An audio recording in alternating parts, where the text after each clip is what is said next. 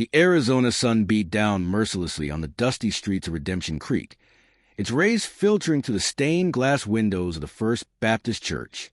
Inside, the air hung thick with tension and righteous indignation as Sarah McKenna stood before the congregation, her 8-year-old son Tommy clinging to her worn calico dress. "Sarah McKenna," Reverend Whitmore's voice boomed from the pulpit, his gray beard trembling with moral authority. "You have brought shame upon this house of God and upon our Christian community. Your condition is a testament to sin, and we cannot allow such wickedness to corrupt our sacred space." Sarah's hands trembled as she held Tommy closer. The boy's innocent blue eyes darted between his mother and the sea of disapproving faces surrounding them. Mrs. Abernathy clutched her pearl necklace, whispering prayers under her breath, while Sheriff Holbrook stood with his arms crossed, his badge glinting in the filtered sunlight. "Please, Reverend." Sarah's voice cracked, barely above a whisper. "Tommy and I, we have nowhere else to go. This church has been our sanctuary for 2 years. I've cleaned your floors, mended your altar cloths, tended your garden." "Silence!" Whitmore slammed his fist on the wooden pulpit. "Your labors cannot wash away the stain of your transgressions. You bore a child out of wedlock. Woman, the good book is clear about such matters." Mayor Thaddeus Crane, a portly man with gold-rimmed spectacles, rose from his pew. His expensive suit stood out among the simple clothing of the other townspeople. "Reverend Whitmore speaks the truth. We've discussed this matter extensively with the town council. Your presence here sends a wrong message to our children, to our families." Sarah's knees nearly buckled. The weight of their judgment pressed down on her like the oppressive desert heat. She remembered arriving in Redemption Creek 2 years ago, pregnant and desperate, with nothing but the clothes on her back and hope in her heart.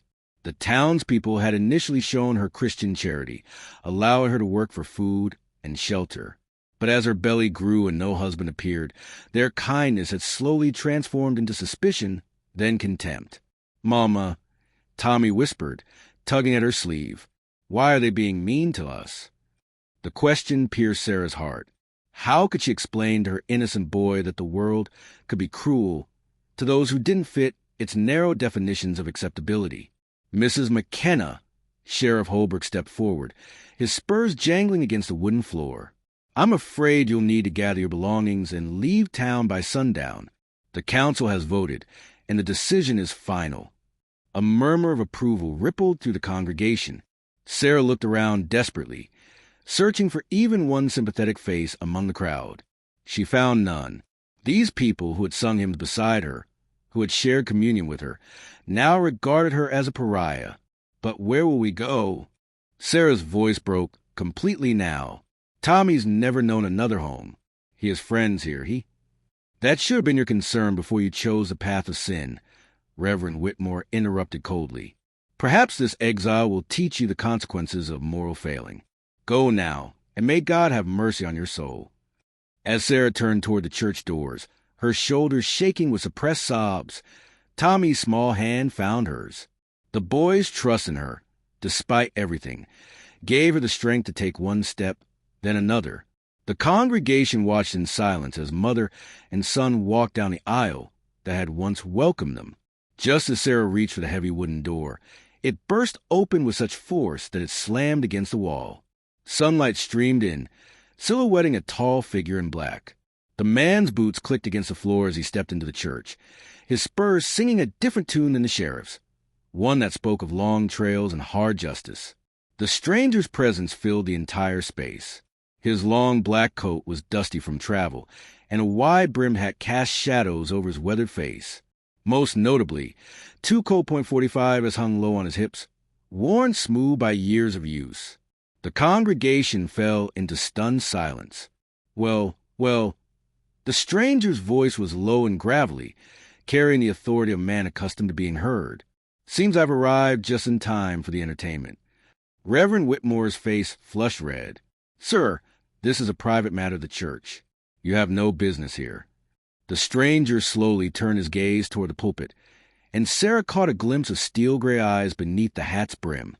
"Private matter?" He chuckled, but there was no humor in it. "Seems to me you're conducting business pretty publicly." throwing out a woman and child for all to see. "This woman is a sinner," Mayor Crane declared, standing taller in his expensive suit. "We have the right to maintain moral standards in our community." Moral standards. The stranger repeated the words like they tasted bitter. He looked at Sarah and Tommy, his expression softening almost imperceptibly. "Ma'am, would you mind telling me exactly what terrible crime you committed to deserve such Christian charity?" Sarah's voice caught in her throat. The stranger's unexpected intervention had shocked her into silence. Tommy, however, stepped forward with the fearlessness of childhood. "They're being mean to my mama because she doesn't have a husband," the boy announced loudly. "But my mama works real hard, and she reads me every night, and she makes the best cornbread in the whole territory." A slight smile tugged at the corner of the stranger's mouth. "Sounds like a fine woman to me, son." He turned back to face the congregation, his demeanor shifting to something far more dangerous. "Interesting standards you folks have here, condemning a hard-working mother, while ignoring the real sins festering in your precious little town." The temperature in the church seemed to drop several degrees. Mayor Crane shifted uncomfortably. "Now see here, stranger, you don't know anything about our community or our values." "Don't I?" The stranger's voice carried a menacing edge. "Maybe I know more than you think, Thaddeus." The use of the mayor's first name sent a visible shock through Crane's portly frame. How did this stranger know him? Sarah noticed a subtle change in the room's atmosphere. The way Sheriff Holbrook's hand moved instinctively toward his gun, the way Reverend Whitmore's confident posture wavered slightly. "I suggest you leave immediately," the sheriff said, trying to assert his authority. "This is a matter of local law and order." The stranger turned his full attention to Holbrook, and the sheriff actually took a step backward.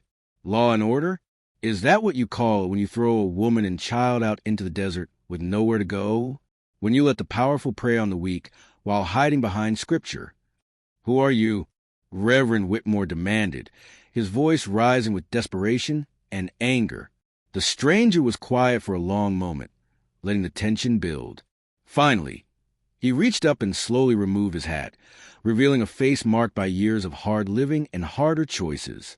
His hair was black with streaks of premature gray, and a jagged scar ran from his left temple to his jawline. "Name's Cole," he said simply. "Cole Brennan. And I reckon some of you remember that name." The color drained from Mayor Crane's face. Several members of the congregation gasped audibly. Sarah didn't understand the significance, but she could feel the shift in power as clearly as if the ground had moved beneath her feet. "That's impossible," Reverend Whitmore whispered. "Cole Brennan is dead. He died 5 years ago in a gunfight in Tombstone." Cole's smile was sharp as a blade. "Reports of my death were greatly exaggerated, Reverend, though I can understand why certain folks might prefer to believe otherwise." The church fell into absolute silence, broken only by the distant sound of wind whistling through the desert and the rapid breathing of frightened people.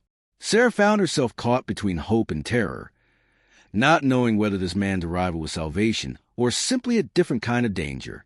What she did know was that nothing in Redemption Creek would ever be the same again. The silence in the church stretched like a taut rope ready to snap.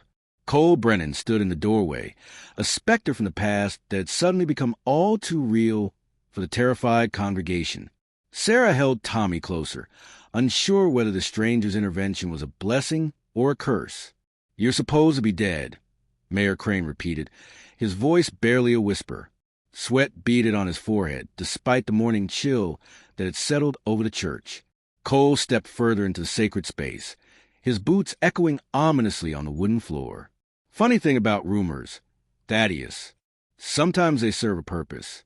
Sometimes a man needs to disappear for a while, let the dust settle, see how certain debts get paid in his absence." Sheriff Holbrook's hand hovered near his gun, but his fingers trembled slightly. "Whatever business you think you have here, Brennan, it's ancient history. This town has moved on." "Has it?" Cole's laugh was cold as winter wind. "From where I'm standing, looks like the same old corruption, just wearing Sunday clothes now." He gestured toward Sarah and Tommy. "Throwing out a woman and child to protect your precious reputation, while the real sinners sit in positions of power." Reverend Whitmore found his voice, though it cracked with fear. This woman bore a child out of wedlock. Scripture is clear about. Scripture? Cole's eyes blazed with fury. You want to talk about Scripture, Reverend? How about, judge not, lest ye be judged? Or maybe let he who is without sin cast the first stone? He paused, letting his words sink in. Course, I reckon most of you folks in this room have thrown plenty of stones over the years. Sarah watched in fascination and terror as this dangerous stranger defended her with a passion she'd never experienced. Tommy pressed against her side, sensing the tension but not understanding its source. What do you want, Brennan? Mayor Crane demanded, trying to regain some semblance of control. Cole's smile was predatory. Justice, Thaddeus. Something this town seems to have forgotten the meaning of. He turned to address the congregation. See, I spent the last 5 years learning some interesting things. Amazing what information a man can gather when folks think he's dead. The mayor's face went pale. You're talking nonsense. This town is peaceful, law-abiding. Is it? Cole interrupted. Tell me, folks, how many of you know about the mayor's little arrangement with the mining company? About how he's been selling water rights that don't belong to him? Or maybe you'd like to hear about Sheriff Holbrook's creative bookkeeping when it comes to the town's tax money. Gasps echoed through the church. Several congregation members turned to stare at their elected officials with new suspicion. Sarah realized she was witnessing the unraveling of carefully constructed lies. Those are serious accusations, Reverend Whitmore said, but his voice lacked conviction. Accusations? Cole reached into his coat, causing several people to flinch. Instead of a weapon, he withdrew a leather portfolio. I prefer to call them documented facts. 5 years gives a man plenty of time to collect evidence, especially when he's got friends in interesting places. Sheriff Holbrook stepped forward, his face flushed with anger and desperation. Nobody's going to believe the word of a dead man, a known gunfighter who... Who what? Cole's voice dropped to a dangerous whisper. Who cleaned up this town 5 years ago? Who ran the Dalton gang out of the territory? Who made it safe for decent folks to walk the streets? He looked directly at the sheriff. Or maybe you prefer to go back to the way things were when Red Dalton was collecting protection money from every business in town. Sarah remembered hearing stories about those dark days, though she'd arrived in Redemption Creek long after the violence had ended. The older residents still spoke in hushed tones about the reign of terror that had gripped the territory. That was different. Mayor Crane protested weakly. Was it? Cole moved closer to the front of the church, his presence dominating the space. Seems to me like you just replaced one kind of predator with another. At least Red Dalton was honest about being a thief. Mrs. Abernathy, who had been silent throughout the confrontation, suddenly spoke up. If what you're saying is true, then why didn't you expose them before? Why let them continue? Cole's expression softened slightly as he looked at the elderly woman. Because I was tired, Mrs. Abernathy. Tired of fighting. Tired of killing. Tired of being a man everyone called when things got ugly. I thought maybe if I disappeared, if folks believed I was dead, the town would find its own way to justice. He shook his head sadly. I was wrong. And what changed your mind? Reverend Whitmore asked, genuine curiosity replacing some of his fear. Cole's gaze fell on Sarah and Tommy. I was riding through, planning to keep moving, when I heard about today's festivities. Seemed like history was repeating itself in a different way. The powerful picking on the helpless, using righteousness as a shield for cruelty. Sarah found her voice for the first time since Cole's arrival. You don't even know me. Why would you help us? Cole removed his hat completely, revealing the full extent of his weathered face and the scars that told stories of a violent past. Ma'am, I've done plenty of wrong in my life. Made mistakes that can't be undone. Hurt people who didn't deserve it. But I learned something along the way. Sometimes the only way to find redemption is to stand up for those who can't stand up for themselves. Tommy tugged on Sarah's dress. Mama, is the man going to help us? Before Sarah could answer, Mayor Crane made a desperate play for control. Even if your accusations were true, which they're not, what gives you the right to interfere with the lawful decisions of this community? Cole's laugh was sharp as broken glass. Lawful? You want to talk about lawful? He opened his portfolio and pulled out several official-looking documents. I've got warrants here signed by the territorial judge in Phoenix. Seems he's very interested in investigating certain irregularities in Redemption Creek's finances. The blood drained from Sheriff Holbrook's face. You're bluffing. Am I? Cole held up one of the documents. Marshal Thompson will be arriving day after tomorrow with a federal investigation team. They'll be looking into every transaction, every deal, every penny that's changed hands in this town over the past 3 years. The congregation erupted in worried murmurs. Sarah watched as the balance of power shifted dramatically. The men who had moments before seemed so confident in their authority now looked like cornered animals. This is blackmail, Mayor Crane sputtered. No, Cole said calmly, returning the documents to his portfolio. This is justice.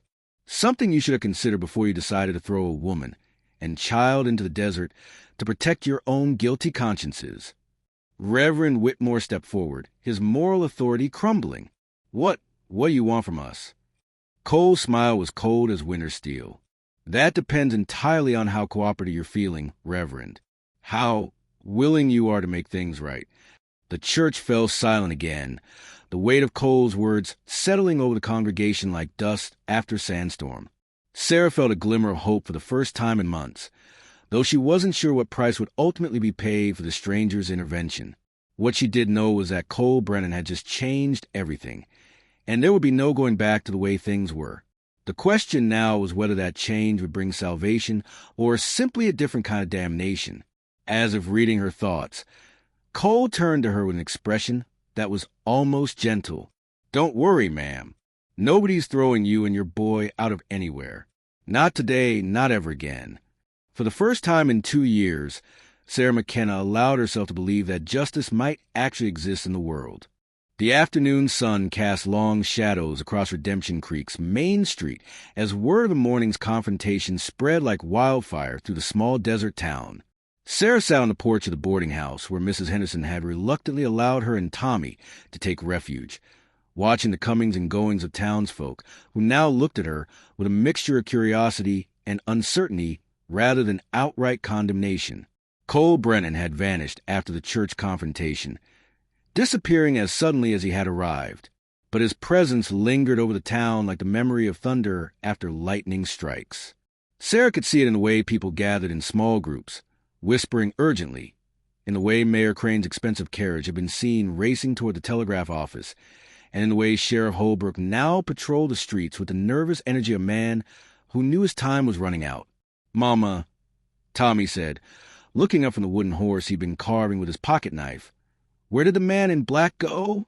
Sarah smoothed her son's unruly hair, a gesture that had become automatic over the years.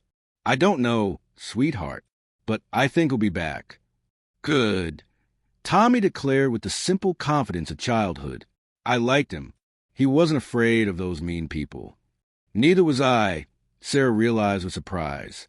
For the first time since arriving in Redemption Creek, she hadn't felt the familiar knot of fear in her stomach when facing the town's authority figures. Cole's intervention had done more than save her from exile. It had awakened something in her that she thought was dead. The sound of approaching horses drew her attention to the street. Cole rode into town on a magnificent black stallion, leading a pack horse loaded with supplies. He'd changed out his formal black coat into more practical riding clothes, but he still wore his guns, and they still commanded respect from everyone who saw him. He dismounted in front of the boarding house and tipped his hat to Sarah. Ma'am, mind if I join you for a moment? Of course, Sarah said, gesturing to the empty chair beside her. Mr. Brennan, I wanted to thank you for what you did this morning. I don't understand why you helped us, but no need for thanks. Cole interrupted, settling into the chair with the careful movements of a man whose body had seen too much violence. I did what needed doing.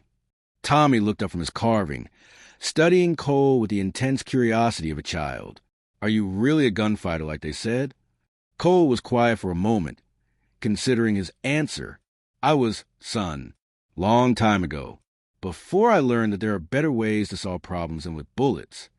But you still wear guns, Tommy observed. Sometimes wearing them is enough to keep from having to use them, Cole explained. It's like carrying an umbrella. You hope you never need it, but you're glad to have it when a storm comes. Sarah appreciated how gently he spoke to Tommy, without the condescension most adults showed children. Mr. Brennan, those documents you showed in the church, were they real? Cole's expression darkened. Real as the sunrise, ma'am. I spent 5 years tracking down every dirty deal, every stolen dollar, every life that was ruined by the corruption in this town. The federal marshals are coming, and they're bringing evidence that will put some very important people in prison for a very long time, including the mayor and sheriff, especially them. Cole leaned back in his chair, his eyes scanning the street with the automatic wariness of a man who'd made many enemies. But that's not your concern, Mrs. McKenna. Your concern is building a new life for you and your boy. Sarah felt a flutter of anxiety. I don't know if that's possible. Even if they can't force us to leave town, the people here, they still see us as outcasts. It's not easy to start over when everyone believes you're a sinner. Cole turned to look at her directly, and Sarah was struck by the intelligence and compassion in his gray eyes. Ma'am, can I ask you something personal? Sarah nodded, though she tensed slightly. The boy's father, Cole said gently. Was he a good man? The question caught Sarah off guard. She'd expected judgment, accusations, demands for details. Instead, she heard only quiet understanding. He was, she whispered, her voice thick with old pain. Jonathan was everything good in the world. Kind, gentle, funny. He wanted to marry me, planned to ask my father's permission when he returned from his business trip to California. But he never came back. Stagecoach robbery outside of Tucson. He was killed trying to protect an elderly woman passenger. Sarah's eyes filled with tears she thought were long since shed. I didn't even know I was carrying his child until 2 weeks after the funeral. Cole was quiet for a long moment, absorbing her words.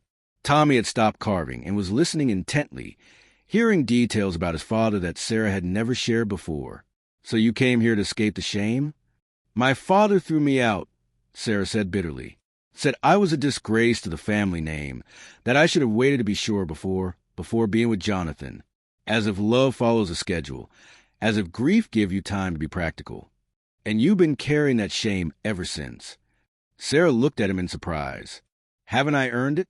The church says a lot of things, Cole interrupted. Some of them are even true. But shame for loving someone? Shame for bringing life into the world? That's not God's judgment, ma'am. That's just people being cruel because it makes them feel better about their own failings. The simple truth of his words hit Sarah like a physical blow. She realized she'd been accepting the town's condemnation, not because she believed she deserved it, but because it was easier than fighting against it. Mama, Tommy said softly, was my papa really a hero? Sarah looked at her son, Jonathan's son, and saw the man he might become.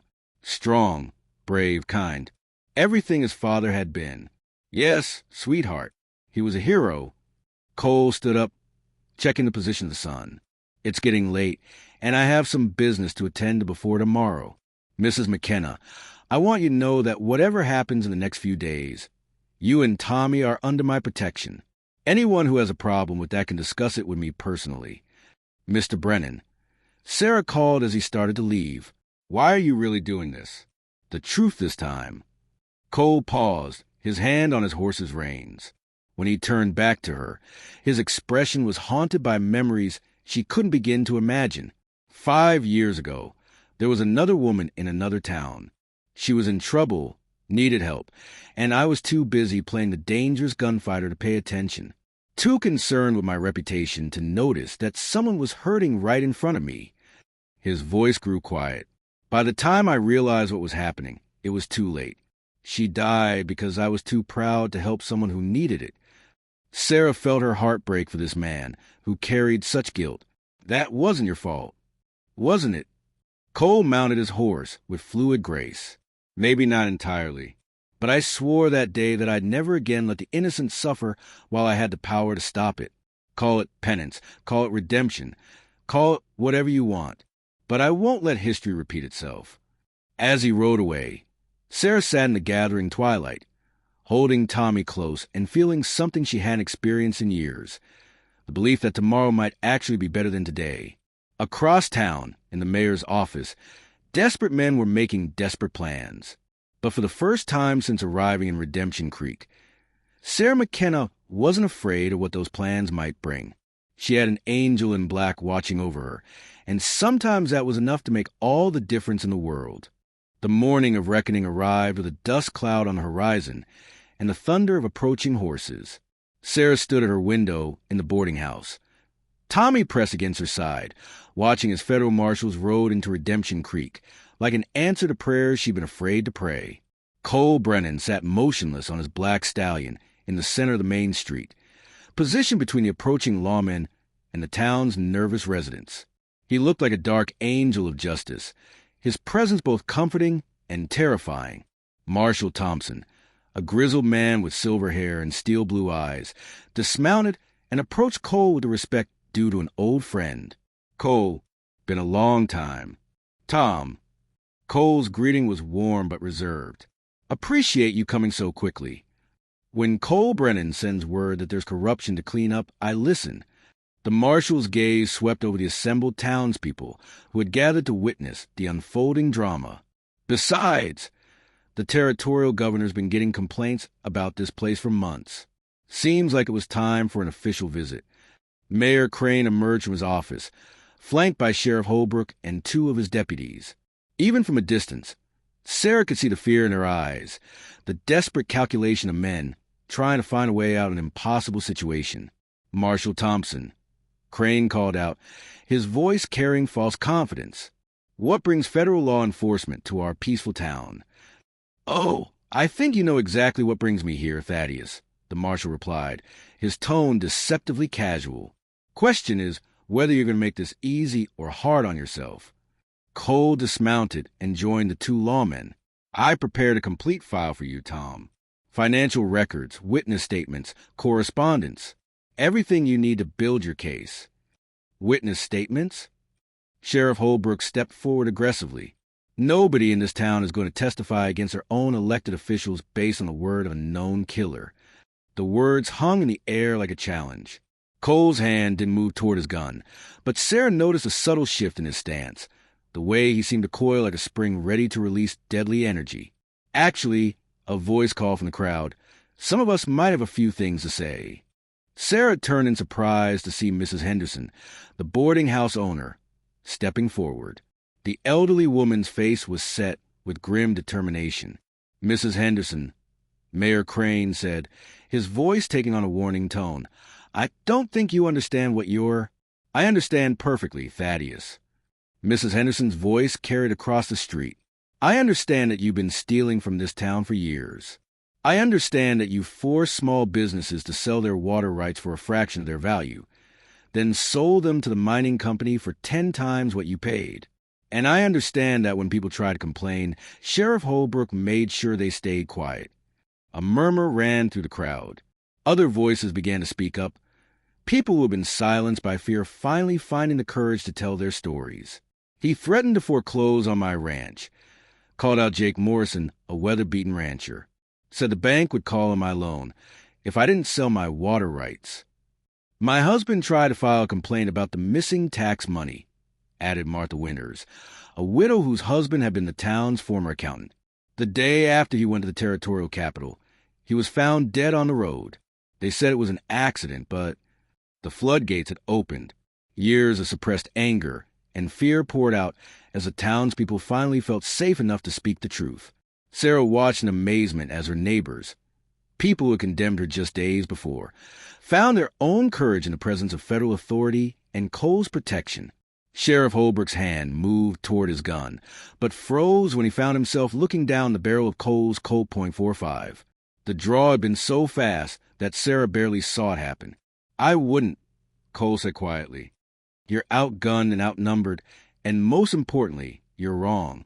Drop your weapon." The sheriff's deputies, faced with a choice between loyalty to their corrupt boss and federal marshals, quickly raised their hands and stepped away from Holbrook. The sheriff, isolated and desperate, slowly reached for his gun anyway. "Don't be stupid, Bill," Marshal Thompson warned. "You're already looking at federal charges. Don't add assaulting a federal officer to the list." For a moment, the street was frozen in deadly tension. Then Holbrook's shoulders sagged in defeat, and he let his gun fall to the dust. "William Holbrook," Marshal Thompson announced formally, "you're under arrest for embezzlement, fraud, and conspiracy. Thaddeus Crane, you're also under arrest on the same charges." As the marshals began securing the prisoners, Reverend Whitmore approached Cole hesitantly. The preacher looked haggard, aged years in just a few days. "Mr. Brennan," he said quietly, "I owe you an apology, and I owe Mrs. McKenna a much greater one." Cole holstered his weapon and studied the Reverend with sharp eyes. "Apologies are a start, Reverend, but actions matter more than words."